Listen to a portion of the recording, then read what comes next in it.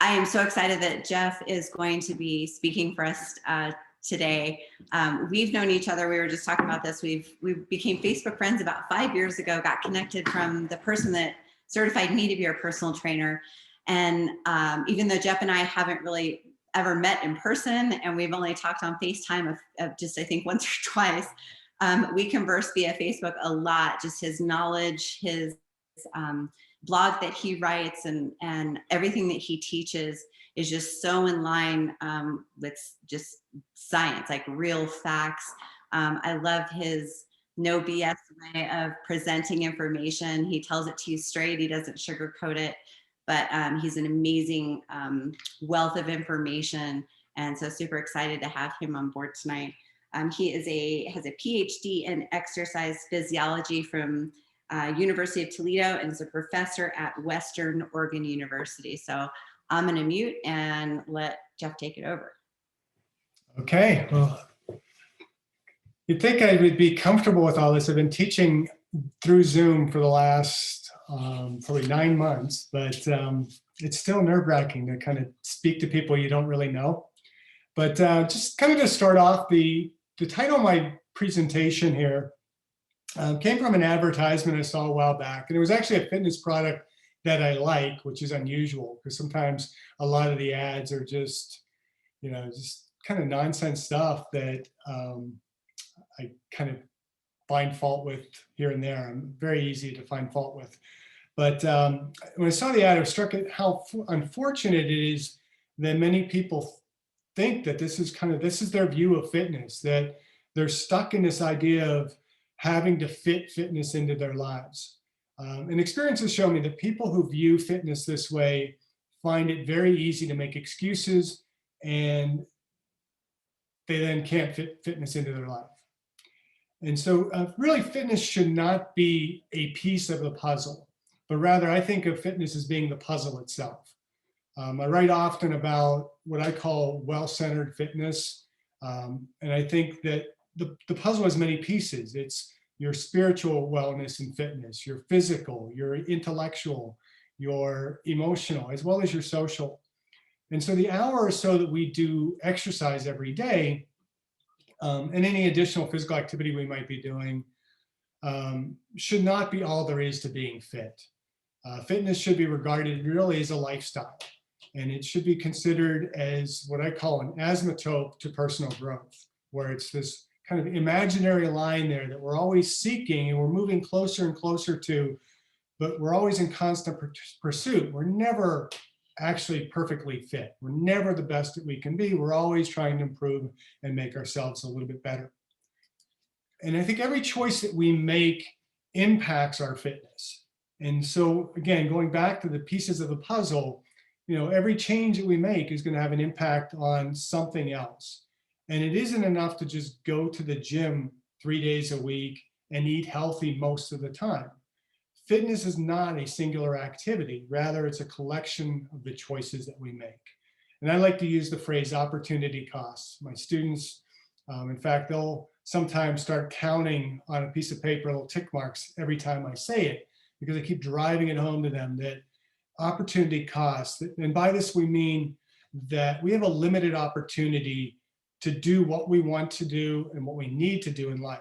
And every choice that we make is going to have an impact on the other choices that we can make. And so as you embark on this 12-week fitness journey, I want you to consider that fitness is a series of short-term changes rather than a bunch of kind of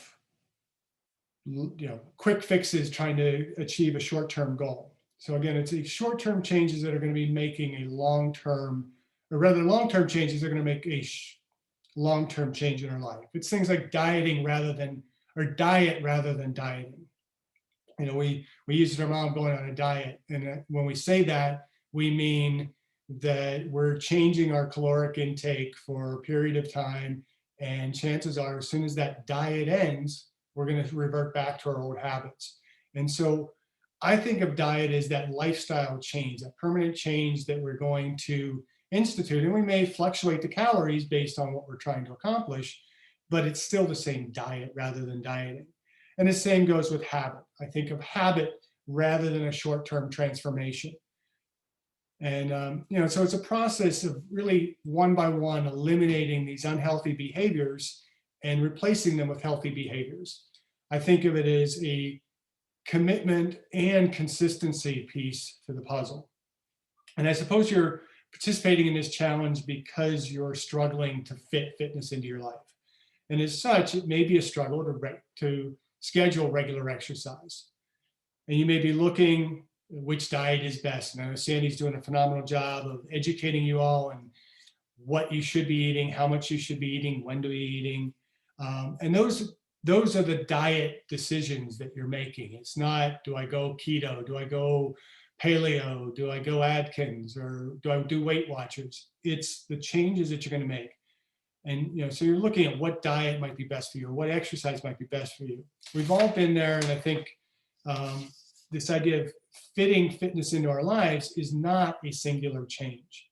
It's many changes that are made over a period of time, or a few changes that are made in that period of time. And over time, I feel like the positive changes that we make begin to kind of crowd out those negative choices that we make. And fitness finally becomes a lifestyle for us. I think we shouldn't think of fitness as the gym. A lot of people think, I'm going to get fit, it's getting a gym membership and starting to exercise and things like that. And I say, it's important to think of exercise, just think of the gym as a component of fitness. We do want to exercise, we do want to eat right. It's important that we maintain a healthy body composition. And notice on the slide, I identified healthy body composition. It's very easy to slip into this notion of getting excessively lean, and that's not necessarily healthy. We want to be what is healthy for us. We want to establish regular sleep patterns, making sure that we're setting a bedtime. I talked to Sandy, I think it was like last week or so, and she said something about having an 8 o'clock bedtime. And I realized, she's nerdier than me, because I go to bed at 9, and I think that I'm, really kind of out there. But, when you're going to get up early and have a habitual lifestyle where you're getting up, exercising, you're working, and you're doing all the things that you need to do, having a regular sleep pattern is going to be very important. I think journaling is important. Writing down what you're experiencing as you're going through this 12-week transformation in your life.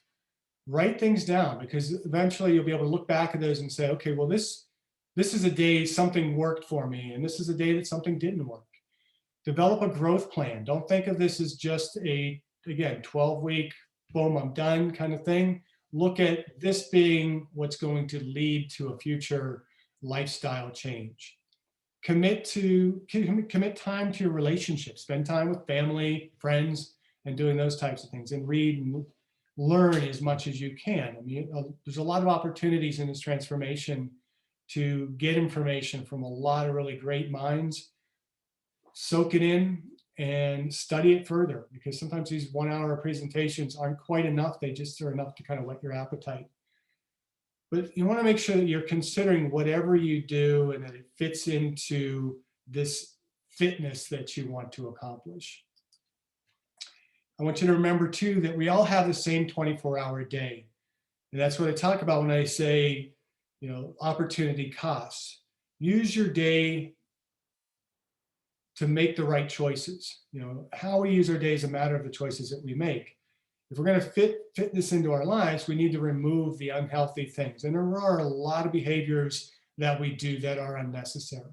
We might think they are, but if we really sit down and say, okay, I'm going to look through the things that I do in my 24 hours and then determine what is healthy, what's not, what's allowing me to exercise, what's not allowing me to exercise, and make that time. Get rid of things like social media, television, and otherwise wasted time. Not that those are always wasted time, but quite more often than not, they're taking away from better behaviors or better use of your time.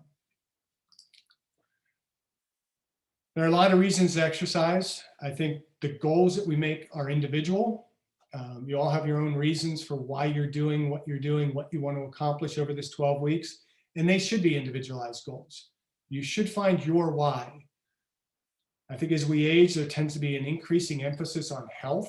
I'm 50, going on 58. I keep telling my students, I keep saying I'm 58, and I'm only 57. I don't know why I want to bump myself up a year, but I guess because I don't mind getting older, because I feel like I've kind of got a hold of the aging process a little bit, and I'm not letting it control me.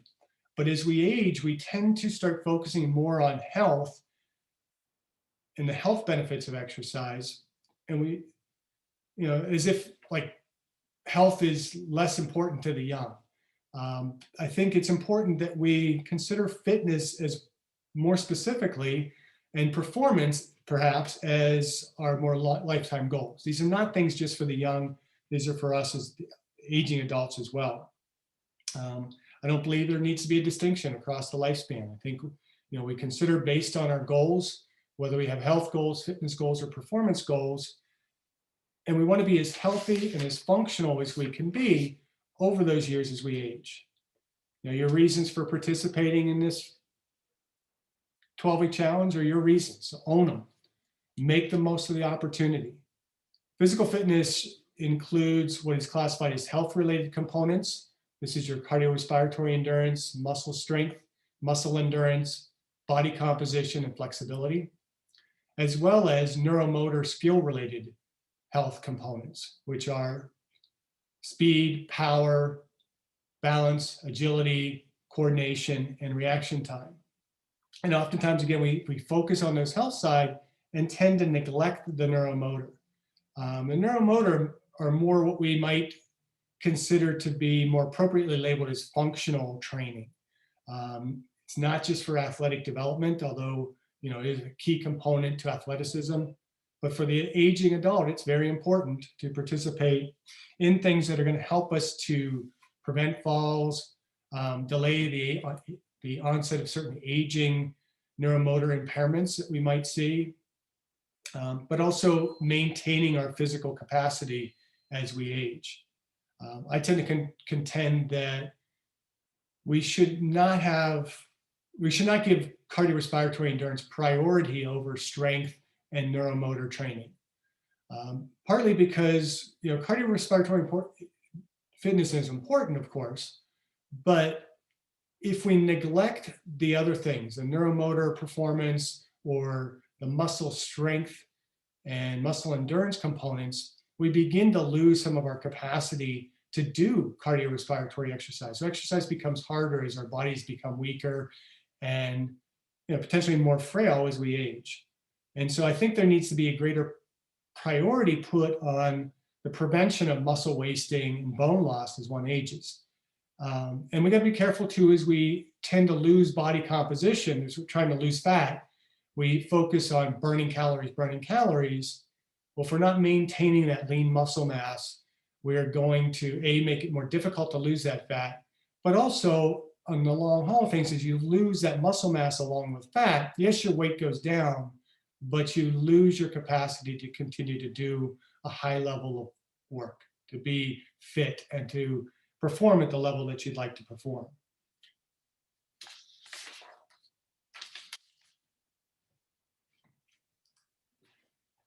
Another thing, as you embark on your transformation, I think it's important to consider the difference between planning and tracking. I'd like to differentiate between diet and dieting. I've talked about this already, that diet is simply what we eat. Dieting is often that term for short-term caloric restriction. I actually prefer to see three options when it comes to diet, and that would be a eucaloric diet, which is where your calories are in balance, calories in versus calories out, and you're maintaining your body weight, or a hypercaloric diet where your calories that you're bringing in are in excess of what you are expending, and so you're gaining weight. And ideally, that's muscle weight.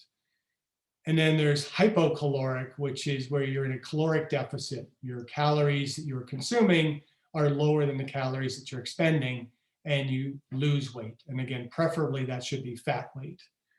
I think it's important that we plan our eating rather than just tracking our eating. And we should plan our exercise rather than tracking our exercise. And personally, I think weight management is a fairly basic concept. We basically prioritize caloric balance, macro balance, nutrient timing, and so on. And those three are really the most important.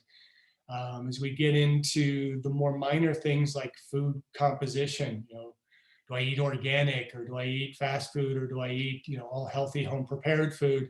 That's a small piece of the puzzle, roughly maybe, 5% of it. And, supplements as well. A lot of people, first thing they do when they go on a diet is start taking supplements to help them boost their metabolism. Well, unless you're getting all the other stuff in order, those supplements aren't going to do much good for you. So priority is just balance your calories. Focus on that first. Doesn't matter what you're eating. Eat what is going to be as healthy as possible, but eat less of what you eat, and you're going to lose weight. Kind of losing my notes here because I just started talking. When we look at fitness, it's not really something that is haphazard. It requires that we consistently follow principles of specificity, meaning that the body makes specific adaptations to impose demands. So if I want to lose body fat, I have to do the activities that are going to expend the calories and cause me to lose weight. If I want to gain muscle mass, I have to do the activities that are going to cause me to increase muscle mass. We have to overload the system. You have to do more than what you're accustomed to on a progressively greater basis if you're going to see improvements over time. It's important. We just keep pushing it, pushing it, pushing it. Successful fat loss, I like to consider that successful cuts, include meal preparation. And I know Sandy has been talking to you all on this, giving you cooking information and recipes and all kind of fun stuff to help you to prepare your meals so that you can look forward and plan what you're going to eat, when you're going to eat, rather than, oh, I just ate this meal and consumed all these calories. Now I don't have anything left for the rest of the day. You plan, you're able to, kind of keep everything on track and do better. If you're trying to track your eating, that's fine, but there has to be a plan in place first. Likewise with exercise training, it should be planned. We often refer to this as periodization. You need to plan your exercise and plan it over the course of a year. It's not just what am I going to do at the gym today, it's what am I going to do at the gym this week, this month, this year. And that all works towards having success in whatever you're trying to do. Just making sure I'm on the right slides here.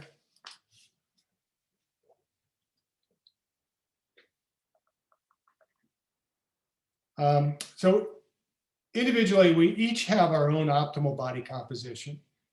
And of course, some of you are going to be naturally leaner than others. I say viva la difference. Embrace the body type you have, just make it the best body type you can. Embrace your best self. If you're a mesomorph, great. If you are an ectomorph, great. If you're an endomorph, great. Doesn't matter. Your goal in this transformation really should be to move dramatically closer to the better you, or to your ideal self. Can you take just a moment and explain endomorph and ectomorph for the folks that are Yeah, so mesomorph is that kind of classic V-shaped body type.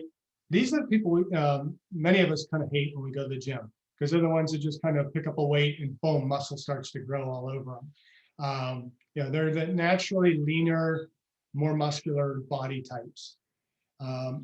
Ectomorph is the real thin, slender type.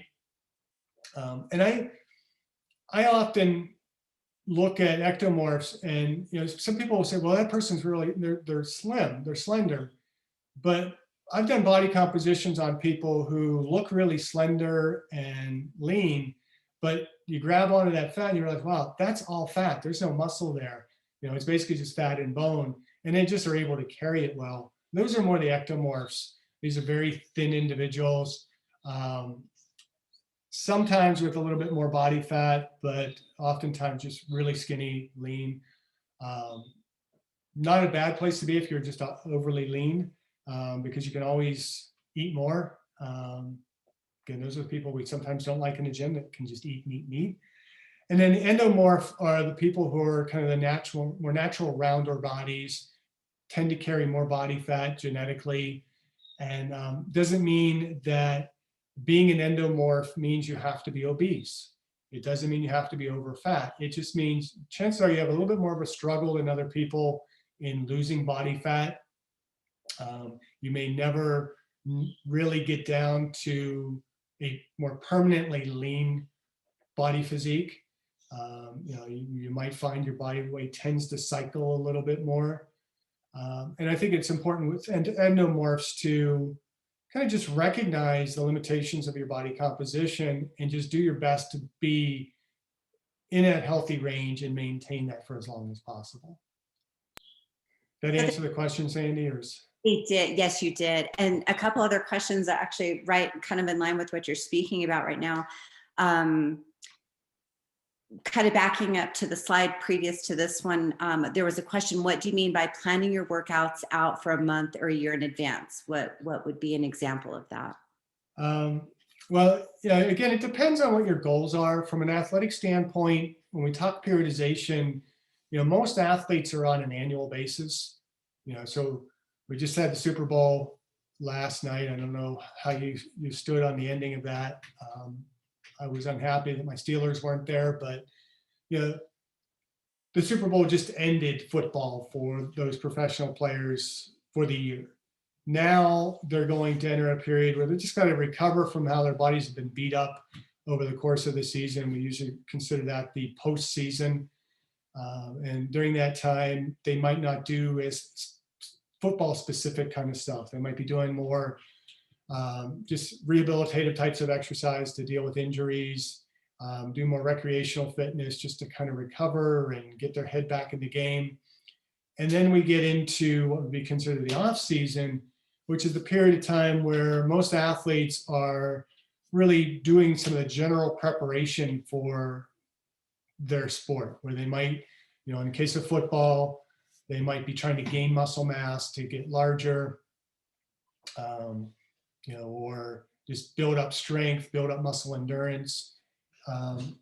In sport strength conditioning, we generally refer to that as kind of general physical preparedness, which tends to be more what the general population is doing year round.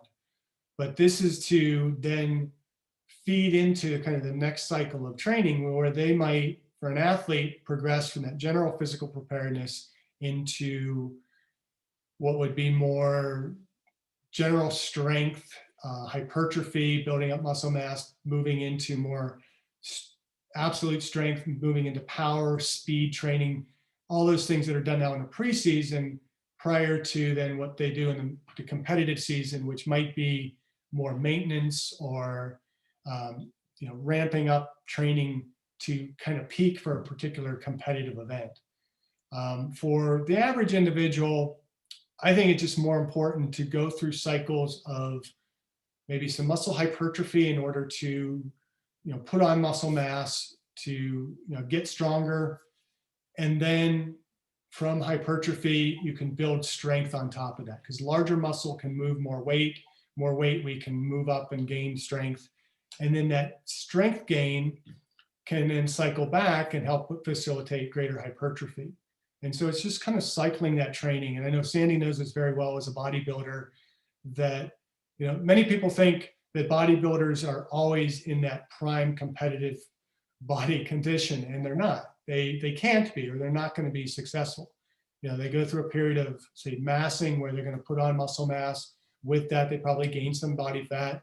Then they have to go through a period of maintenance to kind of hold on to that muscle mass, begin to prepare the body to lose that body fat without losing the muscle, and we kind of cycle that way.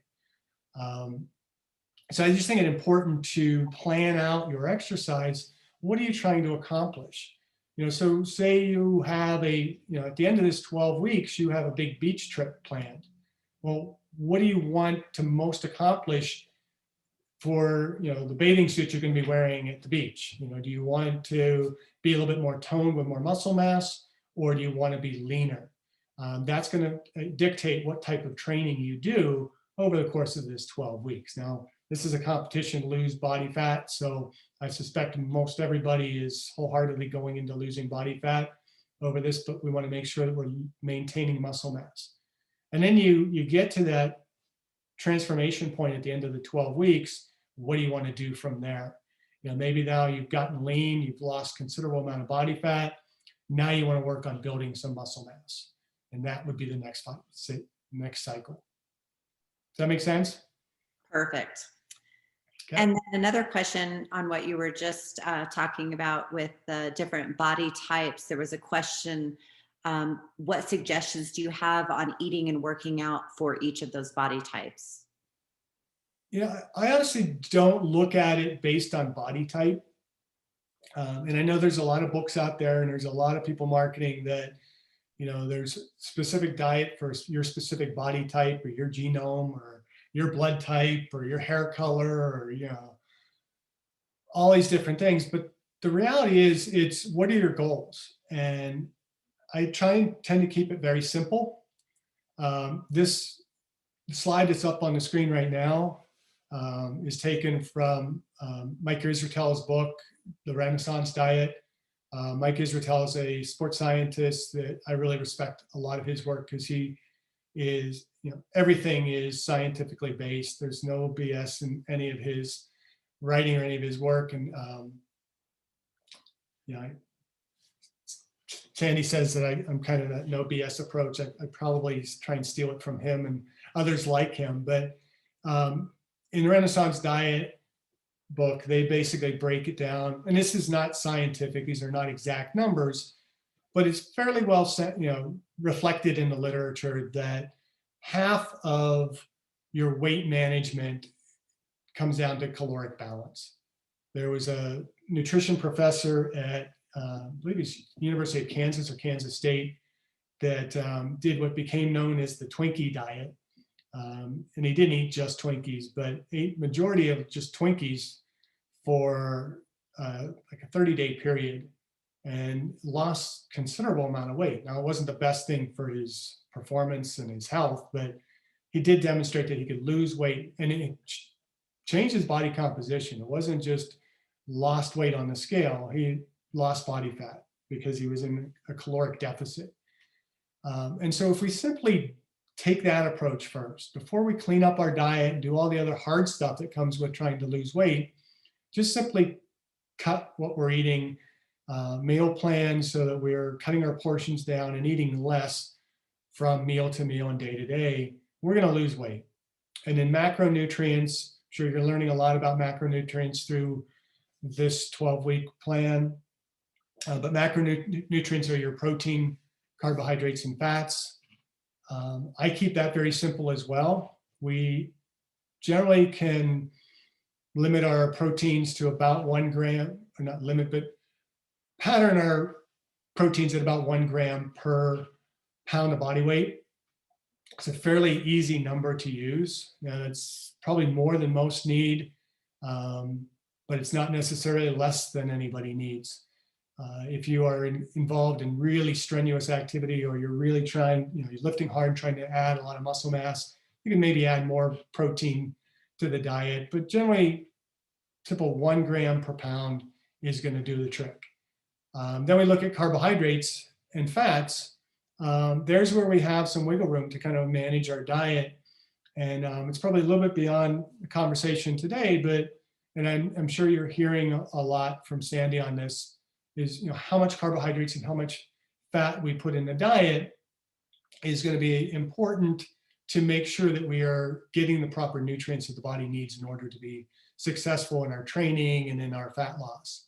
So carbohydrates are necessary for building muscle and having the energy to do physical activity and physical work.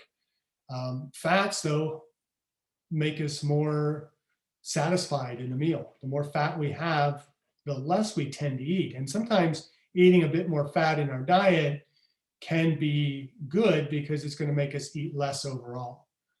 And so planning those macros and making sure that we are eating them in the right balance across the day and across the week and across the period of the cutting phase or the massing phase or the maintenance phase, whatever you're doing, is important. And then nutrient timing gets a little bit more refined, but that's where we're starting to manage what we're eating around our workouts and around our high activity times versus our low activity times. And, if we can manage containing our carbohydrates more to around workouts, they're more likely to go into the muscle instead of going into fat and things like that. Did I answer the question, or did I go off on a tangent? Nope, that was perfect. Okay. And then because we have a lot of folks that a lot of these terms are just very, very new. Someone did ask, can you explain what body composition means? Sure. Body composition is, and I'm going to talk a little bit more about that here in the next slide. But body composition is basically just the proportion of fat relative to the lean tissue in the body. And so when we talk about body composition, it's measured in percent body fat. And so there are different ways that we can measure one's body composition. Kind of historically, the gold standard has been underwater weighing, where you go into a tank and you basically have to blow all the air out of your lungs, go underwater for about 10, 15 seconds, and they weigh your weight in water relative to your weight in the air outside of the tank of water. And we can, because we know that fat floats, the more fat we have, the more we're going to tend to float in water. So the lighter we are in water. So it's all really just a measure of looking at the overall density of the body. Other ways, the lab that we have at Western Oregon has what's called a bod pod. It looks like a giant egg. I don't know if any of you are old enough to remember Mork and Mindy. I know I am. But that was a Robin Williams TV show where he was an alien that kind of landed in this egg-shaped spaceship. It always reminds me of that show when I see it. But that's a similar principle, but it's air displacement instead of water displacement. That can get your body composition. But more practically, most of us might just have skin folds measured. And I mentioned about the woman I said that had just looked lean, but she had a lot of fat on her arm. Just kind of grab it and you just feel it's all fat. That's how we do skin folds. You just take a fold of skin, pull it away from the muscle, measure that thickness. And there's various sites that we use around the body, different equations that it can be plugged into, but we can use that to kind of calculate what our body composition is. And frankly, I think one of the easiest things to do regarding body composition is not worry about a percentage of body fat, but worry more about, are you where you want to be? Are you comfortable looking in the mirror where you're at? And you can measure the changes. They used to do the old Kellogg's Special K pinch, where you pinch an inch. Just pinch a little fold of fat on your belly.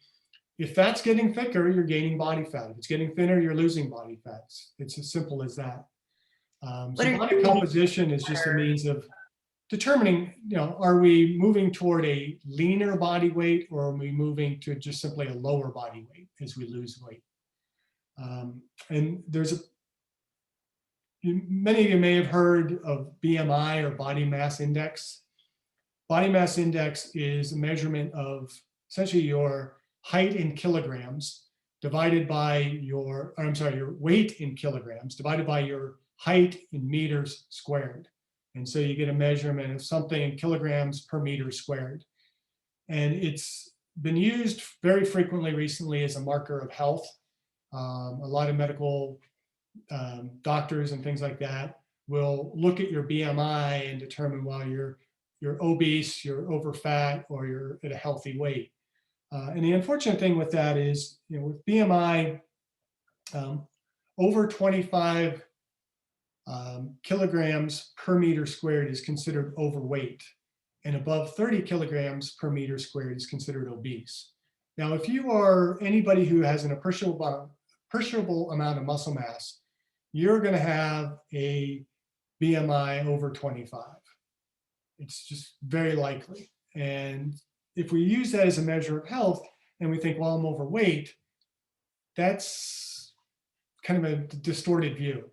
And frankly, I think that we're probably better off being in that range between about 25 and 27, because there has been some literature that has shown that being slightly overweight, this is based on BMI, not body composition, increases your life expectancy.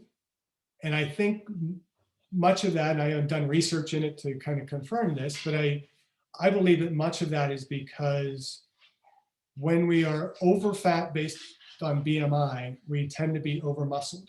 And if we're not over muscled, but you know what I mean, we're more muscle than we have at probably leaner BM or lower BMIs.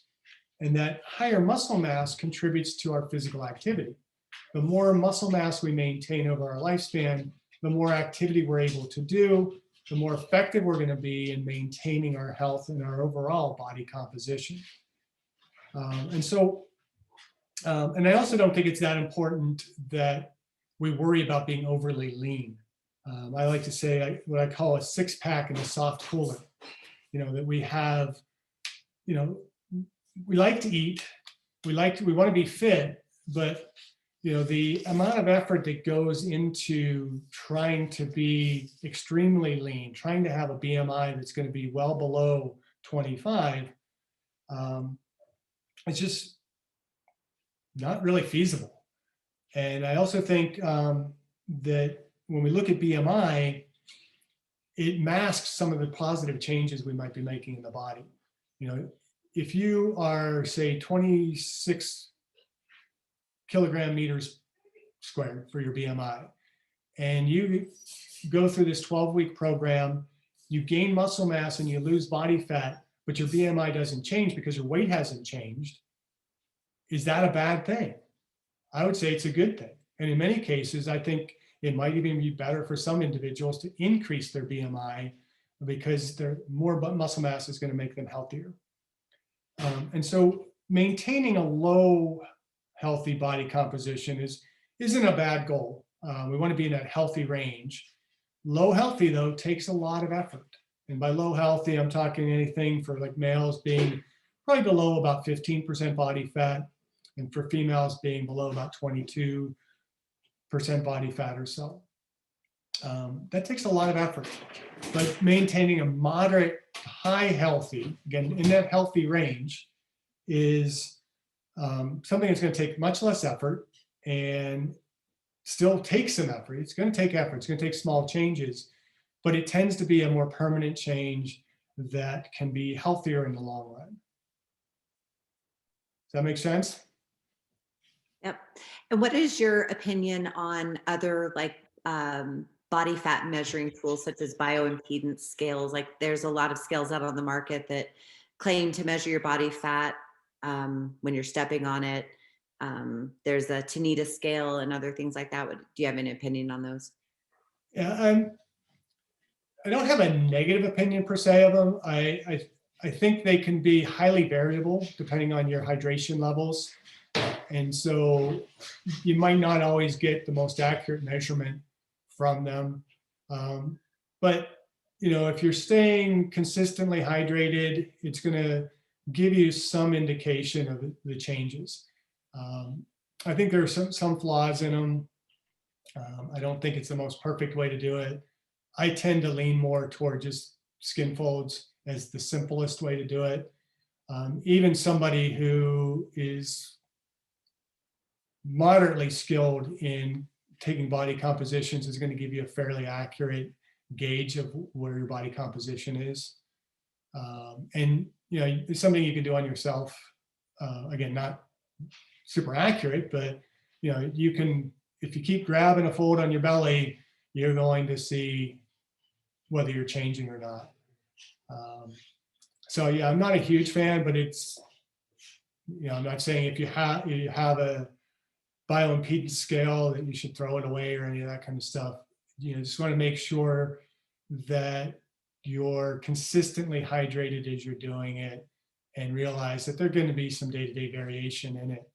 And don't be overwhelmed if you have a sudden increase in your body fat composition and you didn't really do anything different. That makes sense? Yep. Yep. We talk a lot about, sleep, hormones, hydration, sodium content, making all of those kind of skewed. And that's why they tend to be a little bit less accurate than something like the bod pod or a skin fold. Yeah. I like the bod pod. They're hard to find. You can't do it yourself. And but they are fairly accurate, and they're more comfortable for many people. You know, I mentioned underwater weighing. You have to go underwater, holding your breath with deflated lungs. So essentially, you're blowing all the air out of your lungs and then going underwater. Which, how many of us are comfortable doing that? And you know, you have to be underwater. You know, a lot of people aren't as comfortable doing that. They're not as comfortable kind of in a bathing suit going into a more public area where those might be. But it's accurate. It's very accurate. And it's, again, really what's going to be the gold standard for your body composition. The bod pod, you still have to kind of get into, you know, a tight fitting suit or something like that. And if you're really large, it might be uncomfortable getting into the pod. But you know, generally most people are fairly comfortable in there. It's just kind of sitting in this little plastic shell for a while. If you can find a way to have it done, really the best way is a DEXA, which is, it's an abbreviation, it's DEXA. It's dual X-ray absorptiometry. And that has to be done by a trained professional. You know, you might have, some universities will have them, hospitals definitely have them. They look like just kind of a giant tanning bed. You just kind of lay on this table and a scanner just runs down the full length of your body and really just takes a series of X-rays. And from that, we can get not only your fat mass, your muscle mass, but we can also get your bone mass. And so for people who might be interested in their bone mineral density, that is how bone mineral density is measured. But it also gives us these very accurate measurements in terms of fat and lean tissue. But that's much more difficult to come by. And from, you know, over the short term, it's not accurate enough to see really subtle changes, say over maybe a month or something like that. You want to really spread it out over several months to get the most accurate readings. So, any other questions? Doesn't look like it this time. Okay. I'm going to see which slide I'm at.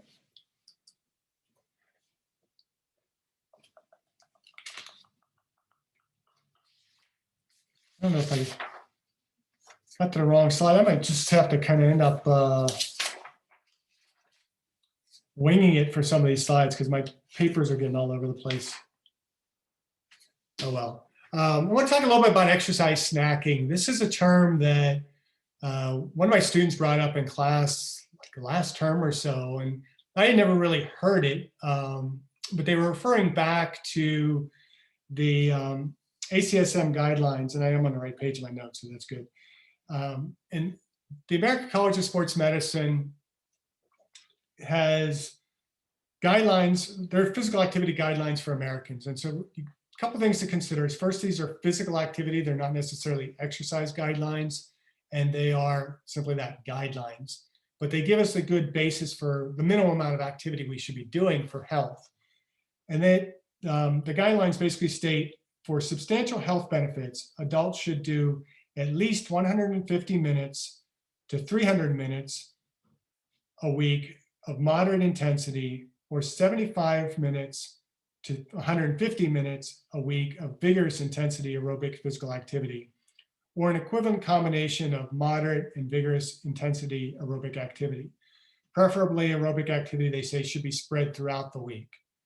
And then they also say that additional benefits are gained by engaging in physical activity beyond the equivalent of 300 minutes of moderate intensity physical activity a week. So more benefit from more activity. But they also say that, now I'm lost. Even 5 minutes of physical activity has some real health benefits. And by that meaning that if you can just simply get some activity throughout the day, 5-10 minutes, and this is what we refer to exercise snacking, you're going to get some health benefits from it.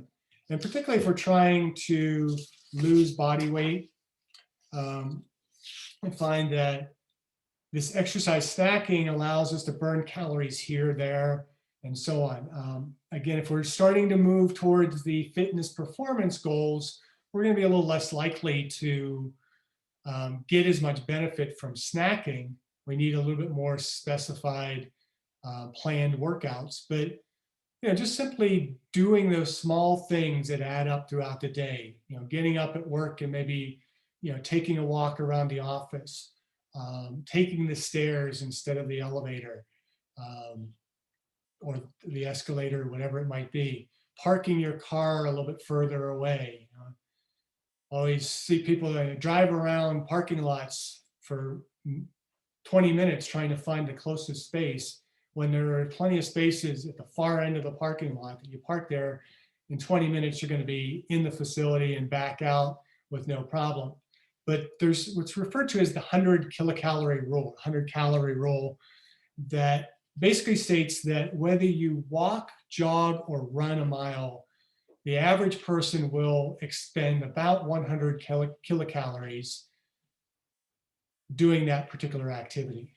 Now, it's a little bit more if you're larger and it's less if you're smaller, but as a good rule of thumb, if you think of every mile that you cover in a day, the number of steps that add up to a mile, whether it's running, walking, or jogging, is going to add up to 100 kilocalories per mile. And so if you park a quarter mile away from work or the store or whatever, and you walk that quarter mile into your office, walk a quarter mile back, that's a half mile in that day. That is pretty much easy effort. There wasn't much to it. You didn't have to go to the gym, but you burned 50 calories. And if you do the math, 50 calories over the course of the year is quite a bit of calories. And so that little bit adds up. So you do a little bit here, a little bit there, 50 calories, 25 calories, 100 calories, that all adds up to increasing your overall energy expenditure. And so it's more than just simply going to the gym and getting on a treadmill for 30 minutes and going home. It's, if you can do 30 minutes plus that 30 minutes on a treadmill, you've doubled your health benefits and your performance benefits from exercise snacking. So movement basically has its cumulative effects. The more we move, the more frequent we move, the more overall health benefits we're going to get from that. And so we want to move as much as possible.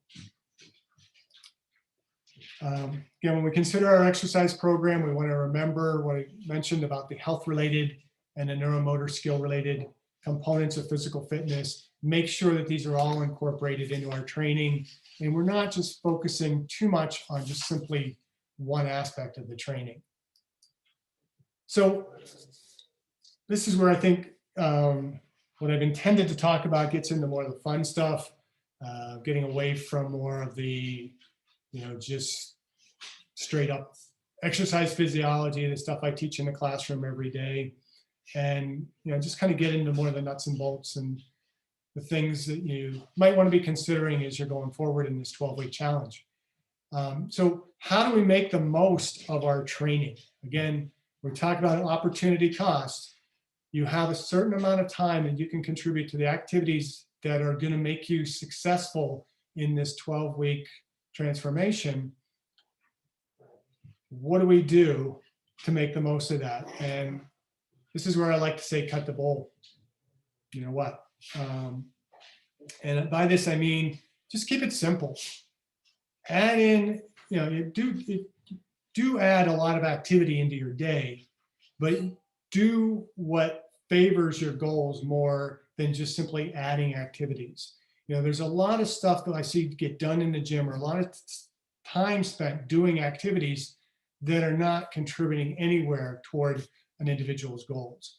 See people that'll spend 30 minutes foam rolling before starting a workout. Well, you're not burning any calories, you're not building any muscle doing that foam rolling. It may have some limited benefits, and I do think it's important to do some of that, but a couple minutes is really the extent of what's going to be beneficial there, because after that period of time, after 2 to 5 minutes, the benefit of that foam rolling diminishes and it's useless. So if you've spent 30 minutes going through all this stuff, spending 30 minutes stretching, you're not getting any benefit out of that. So look at the activities that you're doing and ask yourself, is this contributing toward my goal? Is this something that's going to make me successful in this challenge? And if it's not, then cut it. It's not worth doing. Do more of the things that we should be doing. Whoops. Got a little bit anxious there. And so I'd like to talk about what are some of the essentials of an exercise program. And again, in order to really adequately discuss this, we have to consider it relative to the individual goals. Everybody's got different goals in mind, and so not everybody's going to contribute the same amount of their exercise time to the same exercises. But in general, we first want to consider our cardiorespiratory. And again, I date myself by bringing up Kenneth Cooper. But years ago, Kenneth Cooper, who's considered the father of aerobics, stated that if you are running more than 30 minutes, or for more than 30 minutes, you're doing it for more than your health. And so, people that are out running marathons and things like that, they're doing something that's beyond the healthy aspect of running. They're to the level of performing. I talk a lot with my students because many of them are athletes, and we talk about the type of training that they're doing to perform at their best in sports is not the type of training the average person needs to do, because they beat the heck out of their bodies. And so we want to do what minimally we need to do to accomplish the goals that we do. And so when we look at cardiorespiratory, how much we do really depends on our goals. If we're looking at getting rid of body fat, we have to consider, is this cardiorespiratory exercise that we're doing, is it toward our cardiorespiratory endurance goals, or is it toward our body composition goals? And we shouldn't confuse the two, because there's ample evidence now that less cardiorespiratory endurance training, if done right, can actually give you better benefits than much longer duration kind of activities. And we also have to consider, if it's for body composition, how many calories am I expending in a period of time relative to the activity that I'm doing? I can go out and walk, 4 miles an hour.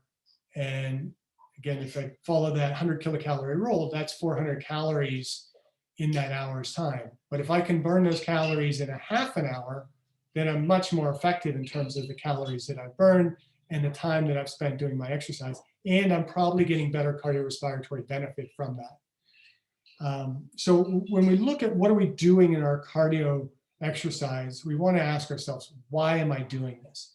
Am I doing it to burn calories?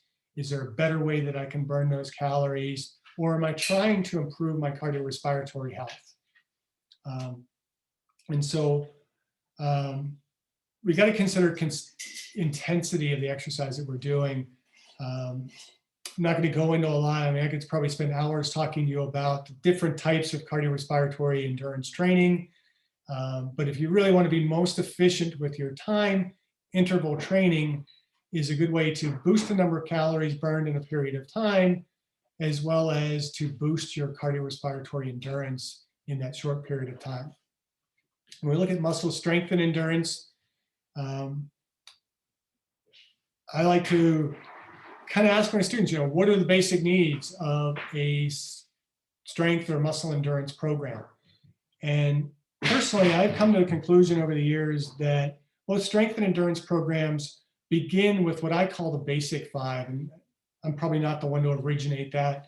And the concept of 5 basic exercises is pretty widespread. But I consider the exercises the squat, the deadlift, the bench, the row, and the overhead press to be really core exercise.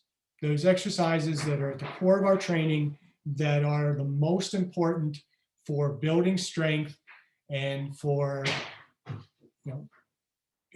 expending calories as well, because you're using large amounts of muscle doing those few activities.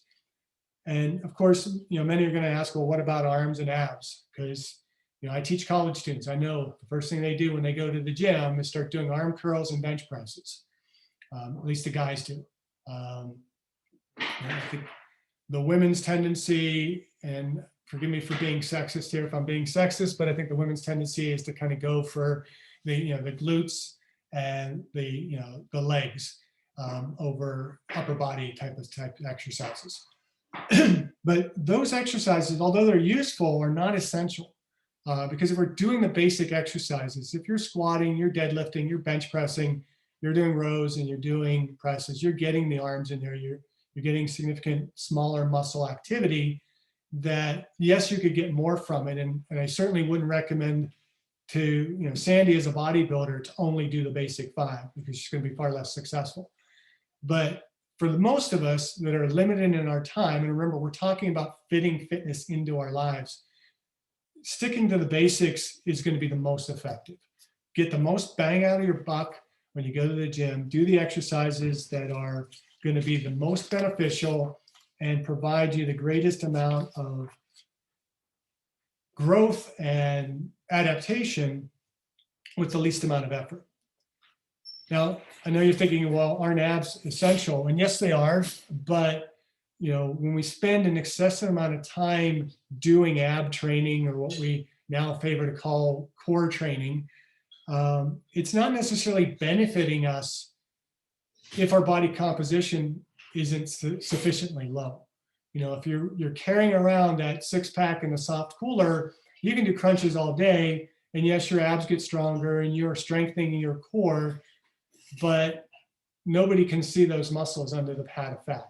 And so if you really want to have those 6-pack abs, focusing on body composition is a much better approach, doing these basic 5 exercises, because I guarantee that if you're doing heavy squats, you're doing deadlifts, you're doing the bench press, rows, and overhead presses, particularly standing overhead presses, you're going to be building up the muscles of the core and building up that trunk, to where as you lose the fat, you're going to look good. So as long as there is body fat over the muscle, there's very little concern about definition, because the muscles are going to be there, but they're going to be hidden by the fat. And so spending more than a few minutes on abdominal exercise is not necessarily the best use of your time. Again, if you need it for physique competition and things like that, and you're sufficiently lean, then absolutely it's going to be a necessity.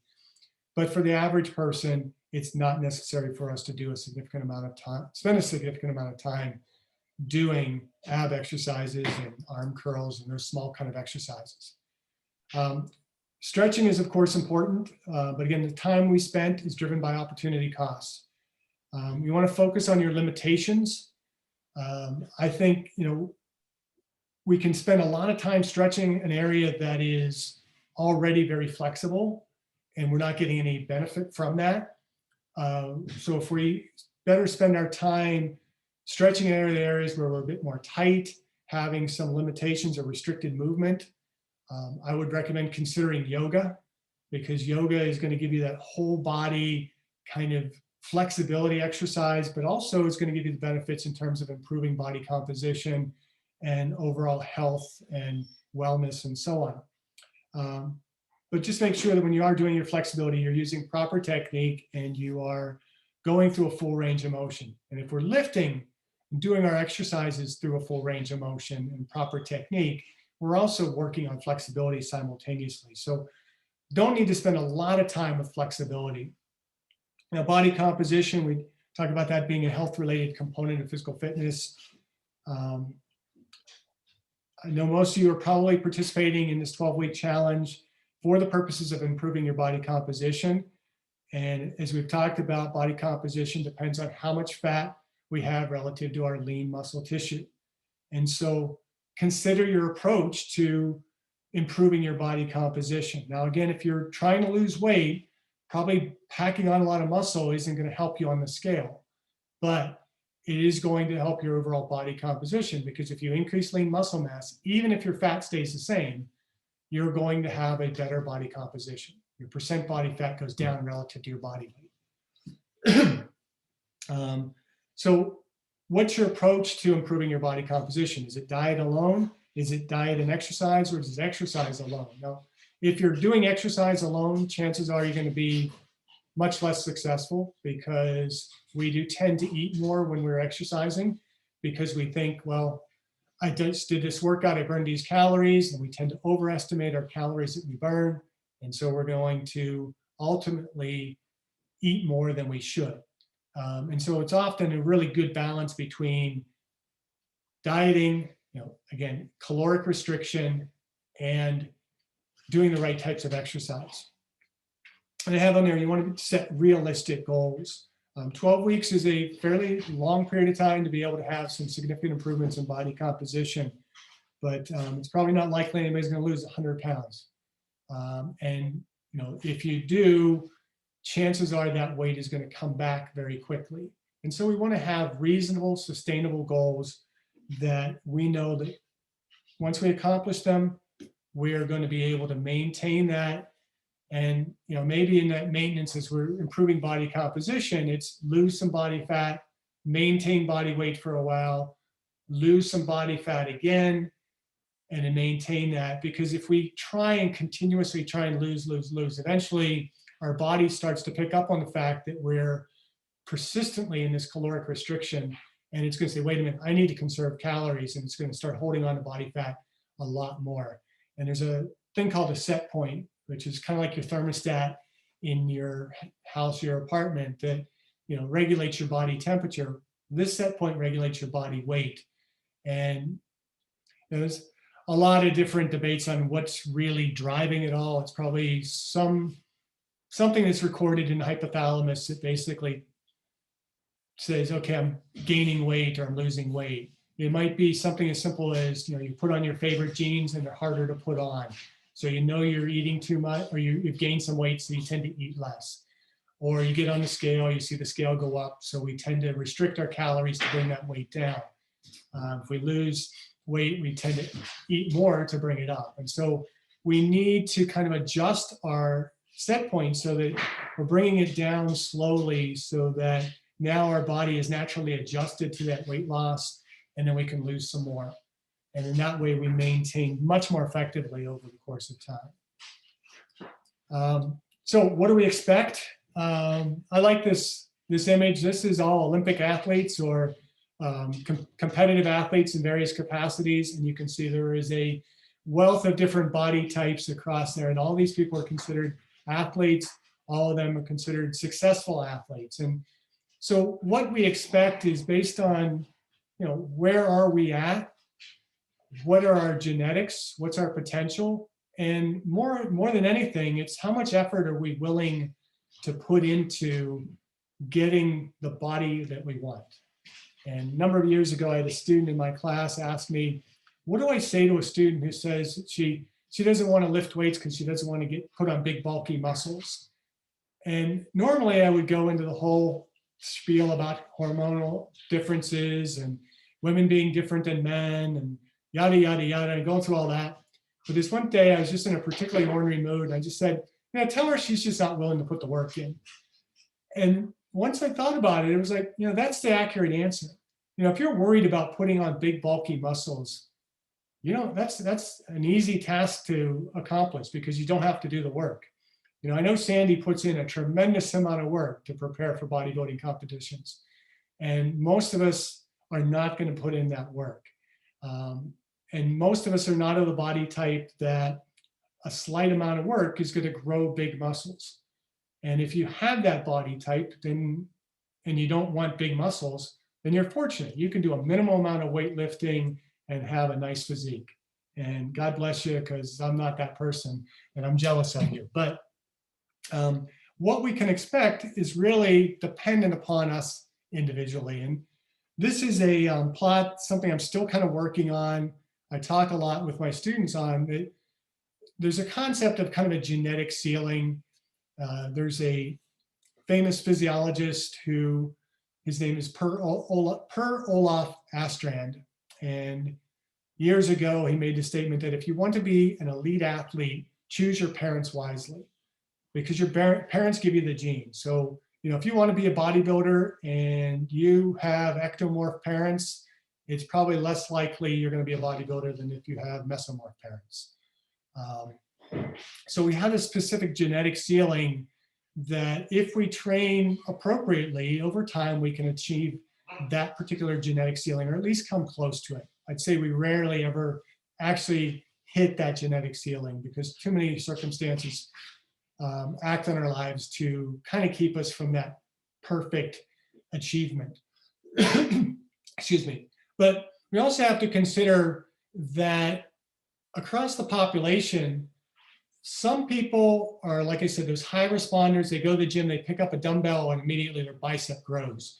And that's a bit facetious, but about 15% of the population, you put them on any exercise program, they're going to be very successful. There's another 15% of the population that you put them on the best possible program, same program that that high achiever or the high responder is having success on, and they're not going to see any success at all. And it's just genetically, they're a low responder. Fortunately, most of us fall in the middle of that, where we're going to see varying levels of response to the exercise and see some level of success. But say if you're a low responder, keep trying other things or keep at it, because there's still those health benefits that can come from regular exercise. Even if you don't get the body type that you really desire, you're going to be healthier from the exercise that you do. And there may be some other types of exercise that might be more beneficial to you, rather than focusing on, building up big muscles for body composition or for bodybuilding competition. Focus, maybe you're better suited to being a marathon runner or, a cyclist or a swimmer or something like that. And so we have low responders and high responders. And then we also have varying genetic ceilings.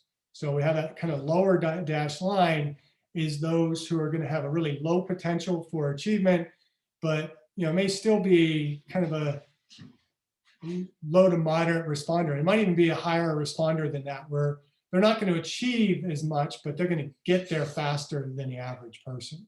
And so don't be discouraged if your results are not the same as somebody else that that's participating in this 12-week challenge. Just do what you need to do and do it effectively, and you're going to see results. They might just take a little bit longer than you would like.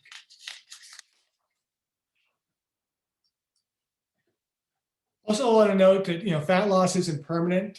I blogged on this a while ago. I saw an advertisement for, it wasn't liposuction, but it was some kind of fat removal procedure. And they basically said, permanent fat loss. And so no fat loss is permanent. Even if you get it all sucked out of your body, you go back to poor eating habits, lack of activity, you are going to gain fat back. It will return just like it did before. It might take longer for you to get to where you were, but fat loss isn't permanent. And even if we do it right, it's not necessarily going to be permanent. It kind of goes back to that set point concept that if we don't manage our diets and our exercise properly and effectively, we're going to end up going back once we've lost the weight and once we've made the body changes. So there, unless proper exercise and dietary habits are established and remain consistent.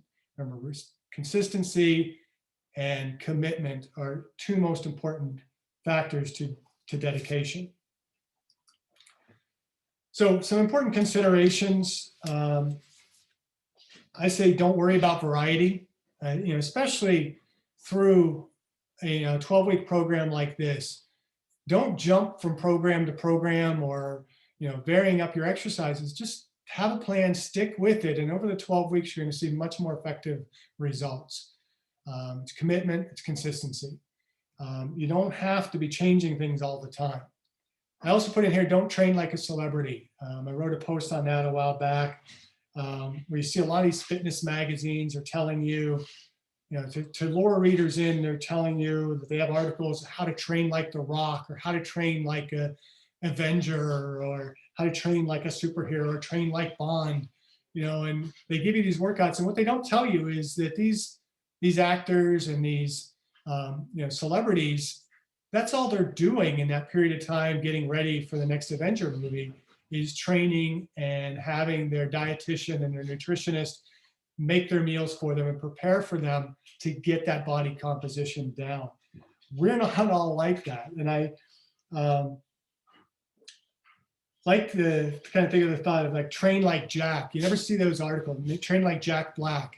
I don't know if any of you might have seen the video that he did a while back that he went through, did a video of a workout that the guy that played Thor did.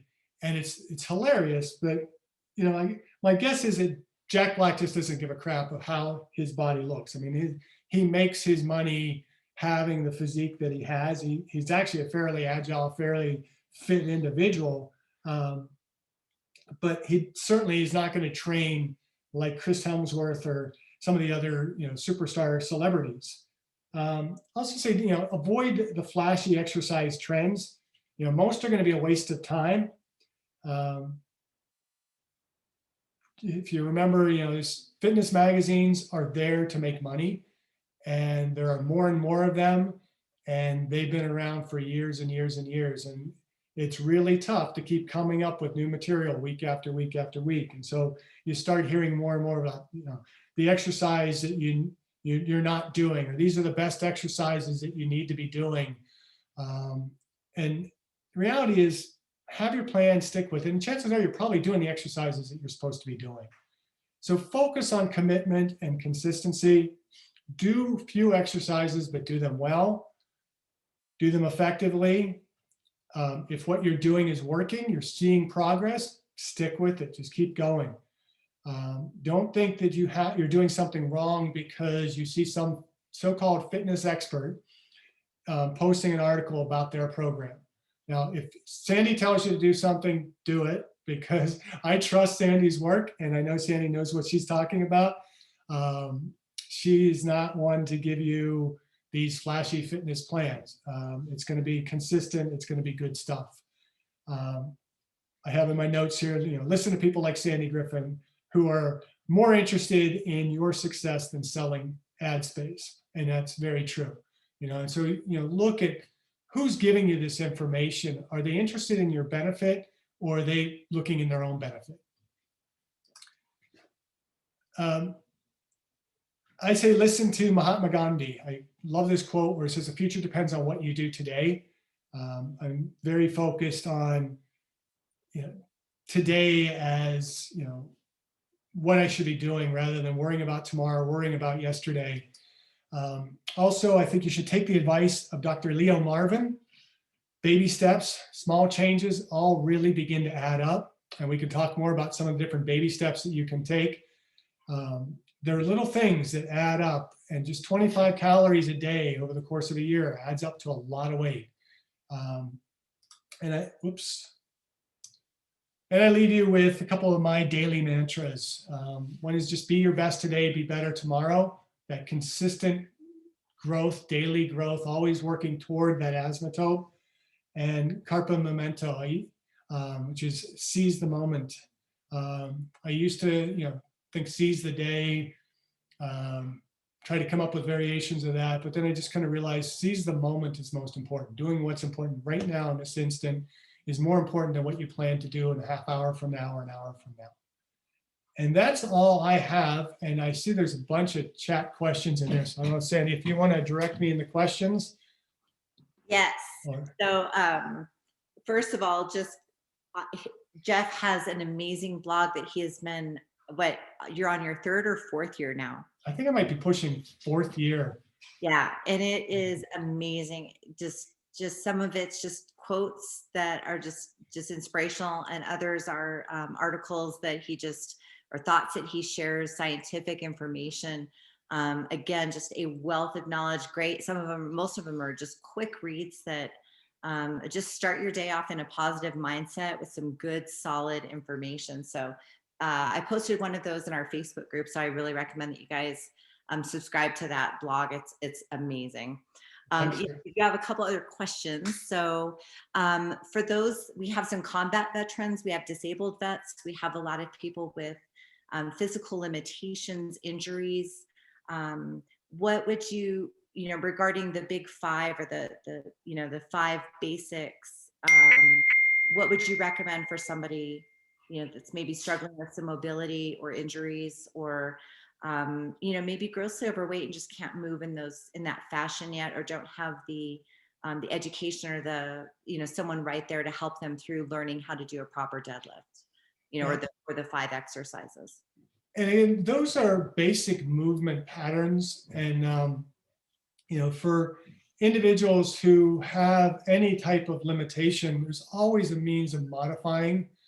And that's one thing I love about the field of exercise science and exercise physiology and working with individuals. And it's probably what I miss most in not being a trainer anymore is, having somebody come in with a unique circumstance and how do I modify the equipment that is there to give that person access to those movements and to those health benefits. And certainly in some situations, some of those movements might not be possible at all. And if that's the case, then you kind of move on to the other movements. And the idea is to be moving as whole body as possible in those basic movement patterns. And you can look at the movement patterns also as like a push pull, where you have like a vertical push or a horizontal push pull. So you have like a seated row, bench press versus overhead press, or a vertical pull down. The squat movement involves movement at the hips, the knees, and the ankle joint. And so, if there's limitations at the knee or the ankle joint, but there's still hip mobility, how can we still strengthen those hip muscles and use those? The deadlift is just really a variation of a hip hinge, moving the hips using the hamstrings. So when it comes to finding variety, it's really just what can you do in this moment? I have an 83-year-old father, I was going to say grandfather, 83-year-old father who was up well before COVID. And he was asking me a question about, he said, you talk a lot about, squatting. What do you mean by squatting? And I said, well, for you, it might just be getting up and out of a chair and sitting down again, sitting and standing. If that's the limitation, if that's the most you can do, doing that is progressing. And then maybe, from moving from having to use the arms of a chair to push up to being able to stand without, or, finding the variations that are going to work for you. And I don't know that it's necessary to have a trainer to do any of that. I think a lot of it is just understanding how your body can move and move it. I don't know if that answers the question. It's a lot easier in a specific situation to say, for you, this is what I would do. And a lot of the answer to that also is not only what can you do, but what are you able to do given your circumstances. I know COVID has been a huge wreck of people's fitness plans because they don't have access to gyms. And there's a huge rush to buy home gym equipment last year, and it took months for people to get any of that. And then, people just kind of lost the interest in actually doing anything with it. But you go into different gyms, they're all going to have different equipment. And what are you able to do? If you don't know how to do it, obviously get help in terms of how do I do this particular type of exercise. But, look for the modifications. And if you can't find the modifications that you need at the gym you're at, then find a gym that can give you those modifications. It may be, rather than using machines or free weights, using, band type of resistance or manual resistance, having a partner or somebody just kind of move you through that range of motion. I had a client a number of years ago, this is a long time ago, before I got my PhD and went into teaching, young girl who's, I believe she was about 19, had been in a car accident. Prior to the accident, she was a perfectly healthy girl, but the accident caused, and I forget the exact medical term for her condition. I have suspicions what it was, but it was so long ago, I can't remember exactly what her parents told me it was. But it basically meant unwanted bone growth in the joints. And this was a gym, it was back in the days of Nautilus. There were Nautilus circuits. And so we had a Nautilus room and then we had a free weight room. and she definitely couldn't do the free weights. And getting into the machines, and she really lacked the strength and the mobility to get into the machines and actually put weight on them and do them. And so I'd spend the workout getting her, almost having to lift her into each machine and moving her through that range of motion. But simply moving through that range of motion was benefit for her, because if she wasn't working out, if she would take several weeks off from coming to the gym, she would generally move from having to use walkers to move around to being in a wheelchair. And it would take effort to get her back up to those walkers. So it's simply moving in any way that you can and strengthening those muscles. And as the muscles strengthen, then progress to the next thing you're capable of doing. I've seen, I'm feeling really, really bad that I'm drawing a blank on his last name. Kyle, a wrestler, is a congenital quadriplegic or quadra amputee. So it only had minimal access kind of below the knee, or minimal body, limb below the knee. And, basically just had the upper arm, and ended up being a very successful high school wrestler. And he and his father rigged up a system of weights where he just kind of was able to strap the weights onto, his limbs and move through the range of motion. And so, some of it is just kind of being creative. And, when it comes to our, military vets, some things, I think we need a much more concerted effort in finding more adaptable exercise equipment. That's one thing I hope many of my students might pursue going forward. But I don't know, that was kind of a long-winded answer to your question. I don't know if I effectively answered it, Sandy. We discuss a lot, like a lot of folks, when you're looking at an exercise, think about what do you do in your daily life that mimics that movement. And just like you said, squat, if you look at the movement, the up and down motion of that, it's getting up and down off the toilet, sitting down in a chair, getting in and out of a car, those types of movements. And if you can mimic that in your daily routine and just practice that movement, whatever that is at home, again, with or without equipment, you're bettering yourself, just like you said. So I think any standing overhead press, you can take daily things that you have at your house, or sitting in a chair. If you can't stand to do it, you could sit in a chair and work those shoulders, get that mobility going in the shoulders. So yeah, for some people that might be just simply raising their own arm over their head, and getting that proper movement pattern built, and then starting to add resistance to it. So we have another question, the difference in the outcome of low weight and high repetitions versus high weight and low repetitions. That, and I wish I had my, I've been working on kind of a exercise continuum. So the higher the repetitions that we go, the more we're moving toward cardiorespiratory endurance. You take a light weight and you curl it for half an hour, you're doing cardio. It's very poor cardio exercise, but it's basically all you're going to get out of it is increasing your heart rate and, getting a little bit of heart benefit there. But as you add more weight to that, you're going to be doing fewer repetitions. Now we start moving more toward muscle endurance, and then eventually toward when you're only able to do it one time or a couple times because the weight is so heavy, you're going into more pure strength. And so how many repetitions really depends on the nature of your goals.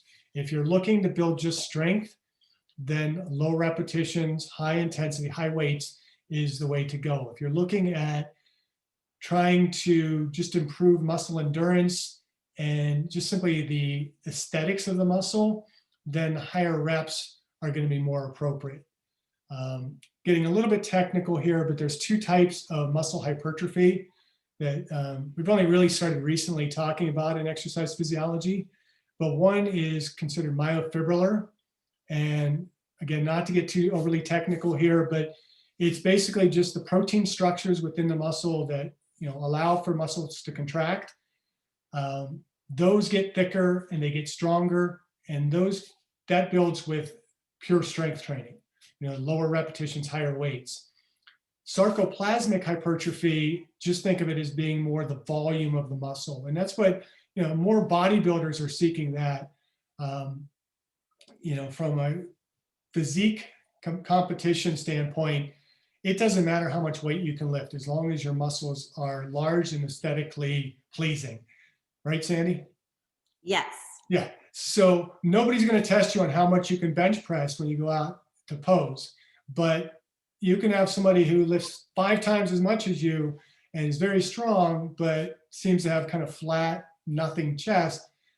Whereas, the bodybuilder is going to have, a more defined chest. That comes from manipulating more the higher repetitions. That comes from sarcoplasmic hypertrophy. And there's different discussions still going on. And so I haven't landed in any specific arena when it comes to overall repetitions, when it comes to kind of just building physique. But the higher repetitions give us higher volume. So volume being the weight times the number of repetitions times the number of sets.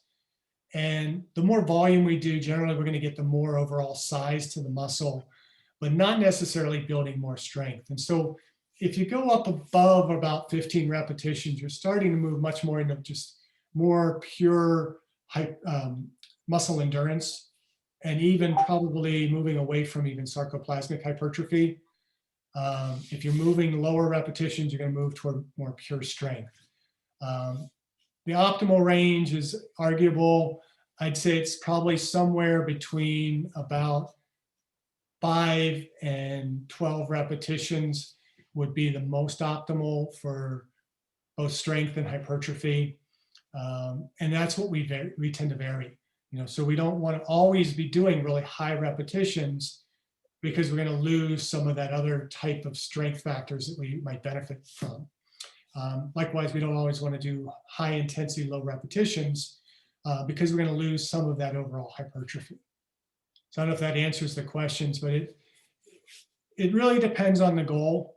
I'd say for most people probably in this challenge, you're looking at staying probably in the 8 to 12 range is going to be most optimal for both benefits. You can tweak it a little bit, go higher. You can tweak it a little bit and go lower, and vary that up. I often like just doing, I mentioned periodization earlier. There's what's referred to as micro periodization, where we're over a very short period of time varying up the type of training we're doing. And that could be as short as a week. So you might do first 1/3 of the week training sessions being higher repetitions for more hypertrophy and muscle endurance, more kind of just straight up hypertrophy strength in the middle with kind of moderate, say, 5 to 6 repetitions, and then pure strength for the latter part of the week, where you're doing, say, 3 to 5 repetitions or even lower. So there's a variety of different ways that we can manage that to accomplish the goals that we have, but it will factor into your goals, whether you do higher weight, lower repetition, or lower weight and higher repetitions. Yeah, and what we discuss a lot with, especially like the competition athletes that I work with, is, like you said, the judges do not care. They're never going to ask you how much you bench or squat when you're on the stage. It's all about what you did with the weight that you had in your hand or on your back or whatever. And just making sure that every rep of every set, you're working the muscle tissue. You're really focusing on the squeeze. You're focusing on why you're doing that movement, the muscle that you're working. And when you leave the gym after a workout, did you give 100%? Yeah. Could you have done more? Could you have, did you slack? Did you take too long of a rest period? Keep all those things in mind. And if you worked hard and you gave 100% to that workout, that's really all that matters. So, and next time you go, you're going to do a little bit more. Yep. You can't just keep adding reps, because that's not going to do anything for you. But eventually you start adding more weight, and strength comes with that. So strength always kind of follows hypertrophy. And generally you're going to see hypertrophy follow with strength as well. And another question about cardio. So you talked about duration and intensity. Um, and so I think was kind of confused, like um, the question exactly was written, when saying anything over 30 minutes of cardio is not helpful, is this cardio every day, hit or high intensity cardio, or the heart rate zone number 2, or staying in zone number 3? I think they were kind of confused about when you were Yeah. talking about duration versus intensity. Yeah. So the longer you do cardio, the lower intensity it tends to be, because we can't go. I mean, you can train. You know, if you're a distance runner, you're training at a moderately high intensity for the duration of your run. And you have people who are running marathons that, you know, they're pushing that 5-minute pace, which is phenomenal to me. I mean, it blows my mind that people can do that for 26 miles. But you know, that's, I mean, and that's what I'm talking about. Doing that, you're doing it for more than your health. Those people aren't getting healthier by running 26 miles at a 5-minute pace. They're getting better and performing. And there's certainly certain stresses on their body that comes from that. But when we're talking about going over 30 minutes, you're doing it for more than your health. The adaptations that can occur in the cardiorespiratory system, you know, your heart and your lungs and your vasculature through your body, are going to occur in those exercises that are of moderate to high intensity, that are performed for at least, you know, probably 15 to 30 minutes, somewhere in that range. Um, and so you can manipulate the intensity and the time that you're doing that exercise to kind of suit your needs. Many have probably heard of Tabata training. And I kind of put quotation marks around Tabata training when I talk about it, because Tabata comes from a study that was done in Japan, I believe it was 1998, by a number of researchers there led by Tabata.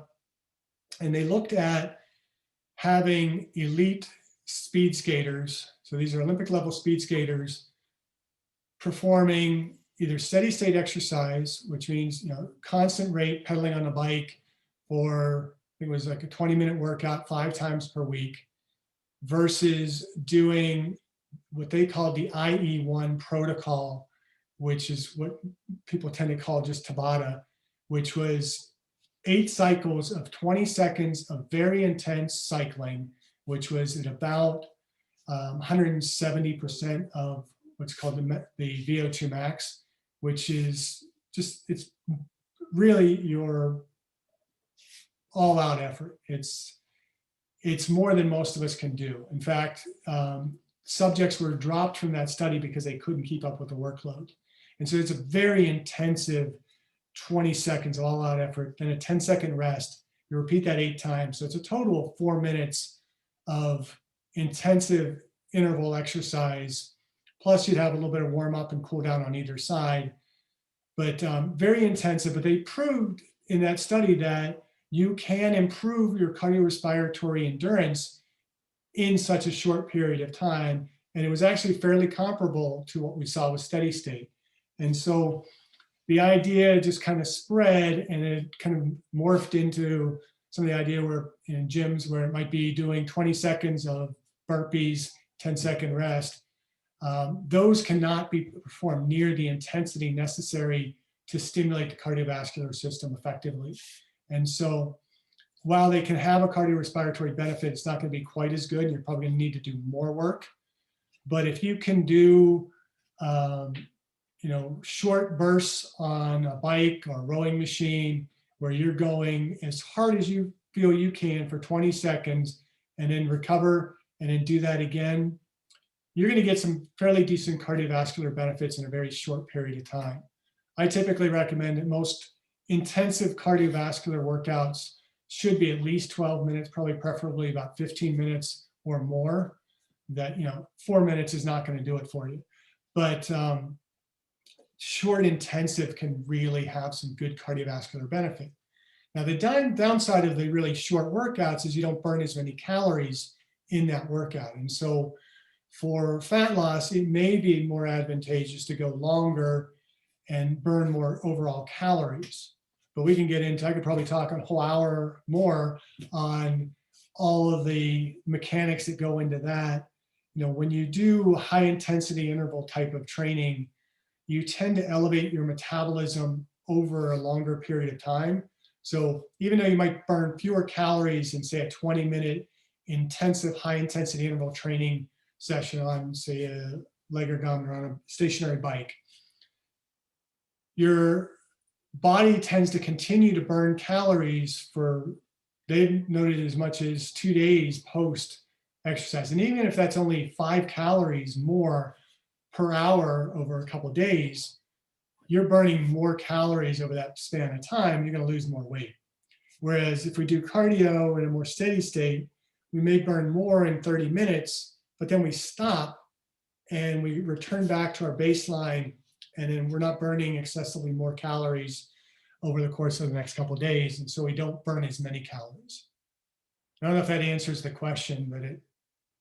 And I think just a reminder for folks, a lot of times when you set out to do, first of all, set out, if you haven't done any cardio, start with something small, because a small change will yield big results in your body, and it gives you a place to go later.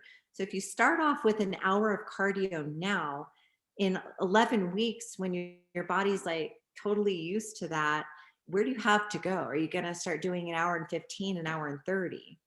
Or you can start with 20 and make that 20 minutes count, get your heart rate up a little higher for a shorter duration of time, and still burn the same amount of calories. And like Jeff was just speaking to, like when you're doing that higher intensity, you're going to tend to burn more calories later. Yeah, and then you have that exercise stacking as well. If you can't go out and, everybody thinks they got to go out and run a mile to start, their cardiorespiratory training. Well, that doesn't work for everybody. But if you can 6 times out of the day walk up a flight of stairs, that's going to burn some calories. That's going to begin to add up, and it's going to progressively make you in better shape. You might be fairly fatigued going up those steps, but you're going to recover from that, and you'll be able to do it again, rather than doing less work. I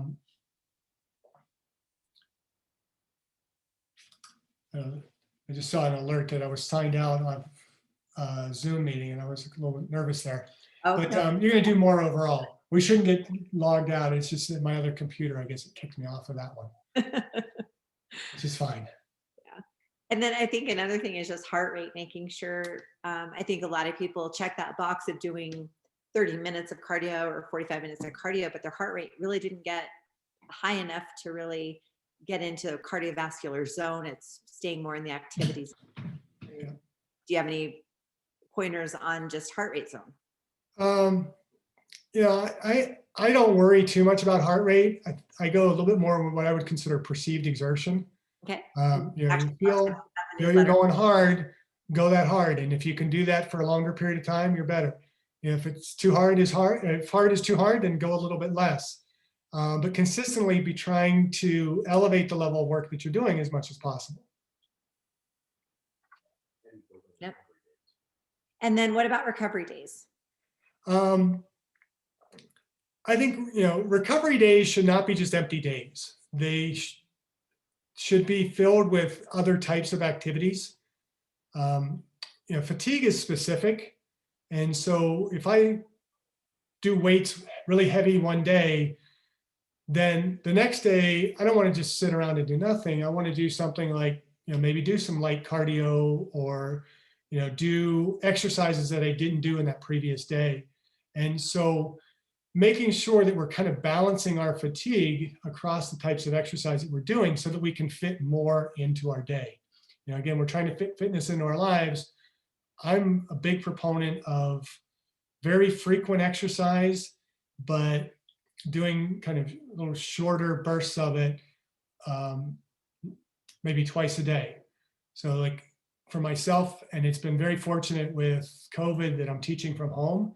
I have an hour commute to work, which, when you drive an hour each way, that really cuts into your exercise time, especially if you're kind of late getting home, or, you're going to drop a kid off at school or something like that. But I'm finding I have a lot more time and I'm not spending more time, but I'm spending better quality time with my working out because I'm not rushing through things. But I like to do, because I I always joke with my students, I do more weight training because I'm an older parent.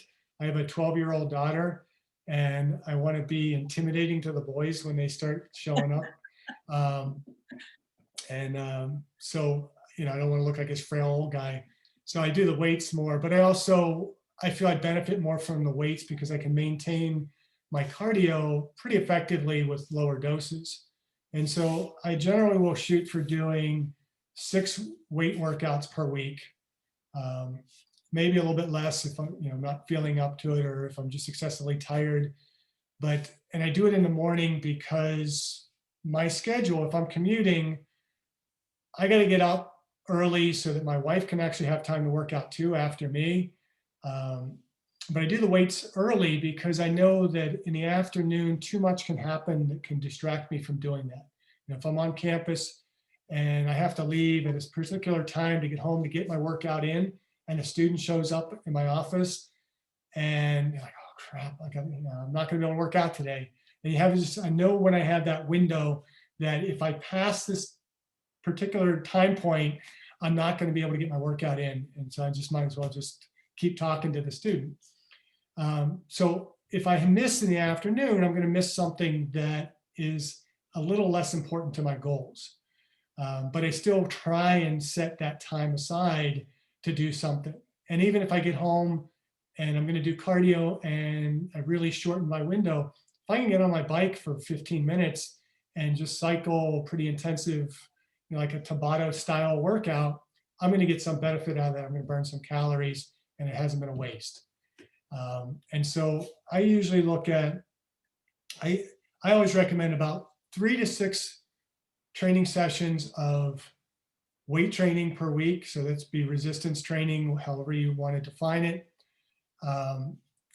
3 to 6 sessions of cardio, again, depending on your goals. So you might be doing less of the weights, more of the cardio, and then maybe 3 sessions of high intensity interval resistance training, or HIIT training if you want to do more of a cardio type of base. But I like what I call high intensity interval resistance training, is more of that kind of Tabata style where you're doing a lot of body movement, body weight type of movements. Maybe I'm not a big, I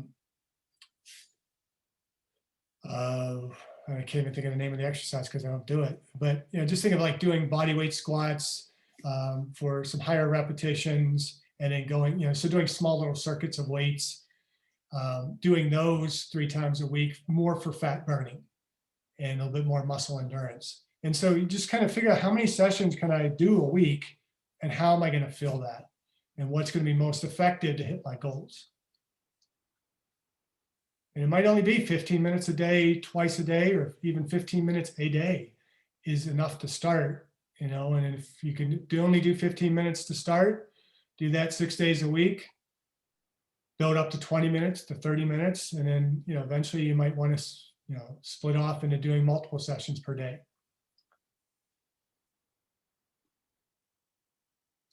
Awesome. Well, I think that answered everyone's questions. Thanks for the time to do that. And thanks for sharing like such an awesome information with everybody. Well, hopefully everybody got something from it. Appreciate everybody coming and the questions. See, I like the questions much better than the kind of lecturing part. I do the same with my classes. It's like I have lecture notes, but I don't want to use them. I just want to talk. I'm much better with my whiteboard than I am with using this PowerPoint stuff. And I so wanted to just kind of pull out the clip, my little iPad with my whiteboard on it and just start drawing things when people ask questions, but it would have just been too complicated. The questions always make it easier because that's what the individual wants to hear. I could prepare a speech and 5 or 6 slides might be all they're really interested in. But when they ask you the question, you know that you're spot on with what you're giving them. Yeah. So. No, I think everybody's like, thank you, learned so much. Thank you, really helped me. So good. It's just those building blocks. Everybody's taking a little piece at a time here. So Okay. And just so everyone knows, Jeff is part of our 12-week challenge Facebook group. So please feel free to tag him and post and ask questions. I hope you don't mind if, you know, No, I don't mind at all. I like the challenge. ask questions, and I'm sure I'll be like, I love his blog. I've been watching it for a couple years now, so you'll be seeing a couple of those posts shared on the page as well. And So, I got to start writing some more. Need some Slacker. inspiration. So maybe some of the questions that people ask will inspire me too. Oh, there you go. There you go. Yeah, give Jeff some inspiration, everybody. So thanks again for all your time, Jeff. I really appreciate it. And for those of you watching, and we'll get this posted on the Facebook group no later than tomorrow. So Okay, sounds good. I'll just email you this. yeah. Yep. Okay. I gotta figure out how to, there we go.